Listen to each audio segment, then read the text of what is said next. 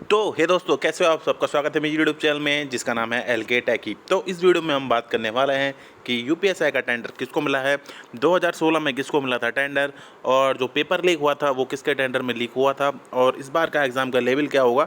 तो आप धोखा मत खाना, क्योंकि बहुत सारे लोगों ने बोला है कि इस बार वो एग्ज़ाम टीसीएस करवाएगी या पिछली बार एग्ज़ाम टीसीएस ने करवाया था। अब तो बहुत सारी चीज़ें इस वीडियो में डिस्कस करने वाले हैं।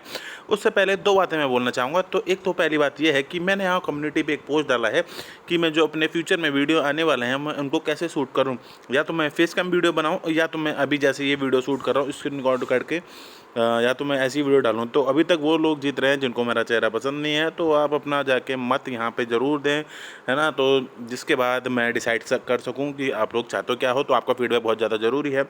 तो उससे पहले अपना टॉपिक पे आए तो एक छोटी और रिक्वेस्ट, दूसरी बात जो मैं बोलने वाला था कि चैनल को सब्सक्राइब, वीडियो को लाइक शेयर भी कर देना। तो चलिए स्टार्ट करते हैं।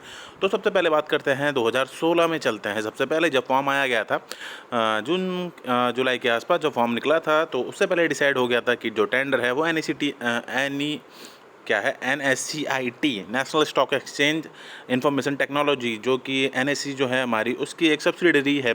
तो अब इसको क्यों मिला यार, टीसीएस को क्यों नहीं मिला? तो यार देखो, सीधी बात है, जब बिडिंग होती है टेंडर के लिए तो जो भाई बोलता है कि हाँ भाई मैं 5 रुपये में काम कर दूंगा, और टीसीएस बोल रही है मैं 10 में काम कर दूंगा, तो भाई 5 रुपये वाले को टेंडर ही दिया जाएगा। ऊपर से सरकार तो भाई पैसा बचाना चाहती है, ऑब्वियस सी बात है। अच्छा बुरा वहाँ कुछ नहीं दिखता, जो कम बोली लगाता तो उसको टेंडर मिल जाता है। 2016 में NSCIT को टेंडर मिला, ठीक है। तो वो इतने ज़्यादा फुर्तीले निकले कि 1 साल बाद एग्ज़ाम करवाया उन्होंने, है ना, फॉर्म भरने के बाद। तो इतने ज़्यादा हुए हैं एक्यूरेट अपने काम में। अब बात करते हैं कि उसके बाद जब एग्ज़ाम करवाया उन्होंने जून जुलाई में 2017 में, तो फिर भैया उनका हो गया सर्वर हैक। सीधी बात, आप जाके पढ़ सकते हैं गूगल पे अगर मेरी बात पे यकीन नहीं हो।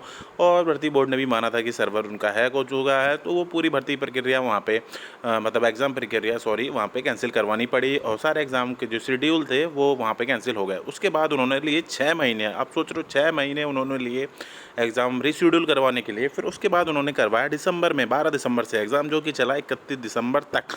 अब बहुत सारे लोग बोलते हैं कि टीसीएस ने एग्ज़ाम वो कंडक्ट करवाया, तो आप लोगों को बता दूं वो NSCIT ने ही कंडक्ट करवाया था, टीसीएस ने कंडक्ट नहीं करवाया था। तो अपनी आँखों पे जो पट्टी बांध रखी है तो वो खोल लेना, ठीक है। और आप बोलोगे यार वो एग्ज़ाम हार्ड क्यों था? तो भाई सीधी बात होती है, किसी भी एग्ज़ाम आप उठा के देख लो, जो पहली बार एग्ज़ाम होता है, अगर वो पेपर लीक हो जाता है और सेम एग्ज़ाम दूसरी बार अगर कंडक्ट करवाती है सेम कंपनी, तो भाई पेपर हार्ड बनता ही बनता है। आपको सेम पेपर थोड़ा ना दे देंगे यार उठा के कि बस जाओ और सेम पेपर कराओ और जाके भर के नंबर ले आओ। अब बात करते हैं इस कंपनी की कुछ बुराइयों की। तो देखो यार, कंपनी है, मैंने आपको पहले ही बता दिया कि भाई 1 साल का टाइम ले लिया उन्होंने फॉर्म भरवाने के बाद एग्ज़ाम करवाने में। उसके बाद दूसरी बात तो इनका जो सर्वर में इशू था उसके चलते एग्ज़ाम लीक हो गया। और तीसरी बात यार, इनके जो फिर बाद में भी जो पेपर में क्वेश्चन का जो 4-5 क्वेश्चन थे वो हर किस सेक्शन में गलत थे। मतलब किसी में 1 क्वेश्चन गलत, किसी में 2 क्वेश्चन गलत, है ना, किसी में 3 क्वेश्चन गलत। तो इस पर भी मुद्दा उठा, और तभी इन्होंने 5 बार क्या नाम है अपनी मार्कशीट नहीं, 5 बार अपनी क्या नाम है आंसर की जारी करी थी एग्ज़ाम करवाने के बाद। 2000 सॉरी दो मतलब दिसंबर में, 12 दिसंबर को जो एग्ज़ाम हुआ था उसके बाद। अब बात करते हैं 2021 की, है ना। तो हिस्ट्री को भाई जानना बहुत ज़रूरी होता है। अगर किसी भी एग्ज़ाम की आप तैयारी कर रहे हो, आपको लग रहा है कि ये बकवास है, तो डिसलाइक करके चले जाओ, मुझे फ़र्क नहीं पड़ता। तो अब बात करते हैं 2021 में जो टेंडर जारी हुआ था, मतलब 2020 में एग्ज़ाम तो 21 में होने वाला है। तो NSCIT को ही मिल गया भाई, वही सीधी बात।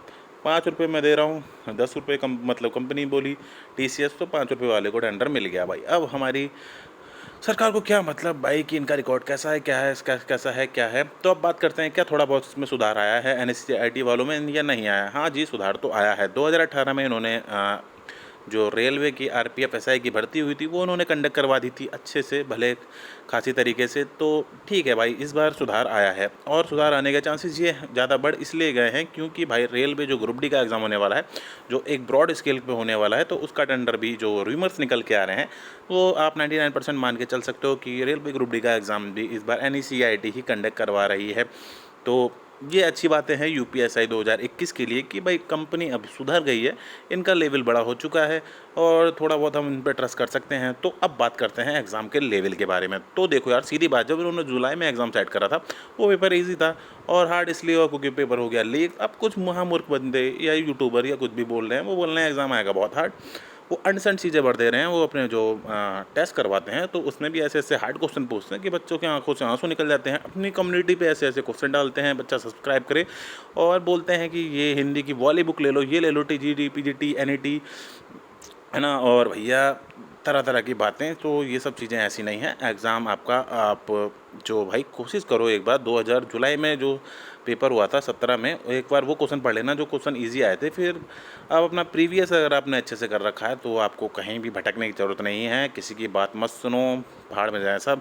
आप अपना यूपीएसआई 2017 जो दिसंबर में एग्ज़ाम हुआ था, उसको बिल्कुल घोल के पी जाओ। सेम पैटर्न को वैसा ही पेपर आएगा। 1-2 क्वेश्चन ऊपर-नीचे हो गया तो उससे आपको फ़र्क पड़ेगा ही नहीं, क्योंकि आपकी तैयारी इतनी सॉलिड हो जाएगी और उससे ऊपर लेवल नहीं जाएगा। समझ रहे हो मेरी बात?